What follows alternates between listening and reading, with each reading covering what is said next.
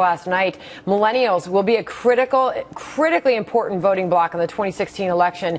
We want to get some reaction from them. We're joined now by National Review reporter Katherine Timpf and attorney Christy Kunzig. Great to have you both this morning.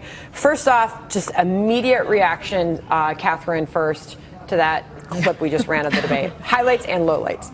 Well, the whole thing was kind of a joke, right? It seemed like kind of a joke to me. It's supposed to be an economic debate. We didn't really talk about any of that kind of stuff. Nor was it a debate. It was particularly embarrassing, I think, for Jeb Bush, though. Going after Rubio, it was what Rubio said about, oh, clearly someone told you you'd win if you attacked me. That was so obviously what he was trying to do. You looked better if you were someone like what Huckabee did, saying, come on, this is ridiculous. Why are we attacking each other? Let's talk about the issues.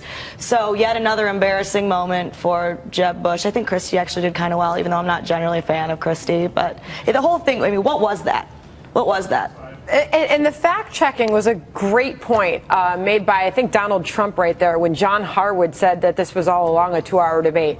I think everybody's looking at this as like, no, actually it was a planned 3-hour debate, right. And Donald Trump and some of the other candidates fought to get that trimmed down. Yeah, I felt like I was watching MTV more so than a debate for most of it. I felt like what, the Jersey Shore? Yeah, the Jersey Shore.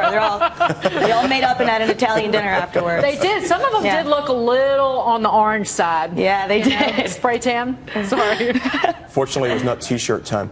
I felt like the entire debate was really lackluster. I was kind of surprised, and some of the questions that they were asking were absolutely ridiculous. Like, we're talking about fantasy football. I don't know if they've read any papers, but we have an entire war on cops going on right now. I'd really be interested. I know it was an economic debate, but if you're going to talk about fantasy football, let's get some real topics going on in here. Christy, it's a great point, and I wanted to bring in this analysis from Fox News' Charles Krauthammer. Last night, in reaction to the debate on Bill O'Reilly, he said this. Listen. This is the most appalling performance by the moderators that I can remember seeing in a debate.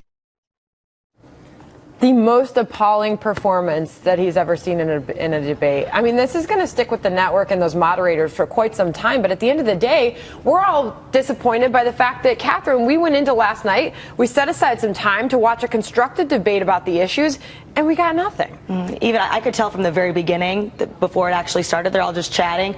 I was sitting there wondering if they knew that they were on TV, the people that did the pre-game show, and it continued like that. It was a joke. It felt like what I've seen when I've judged high school debate tournaments, but the mock practice before you even get the real moderators in there. So, Christy, let's get back to the point that we led into you guys with, and that is the younger voting bloc is going to be showing up in record numbers for this election.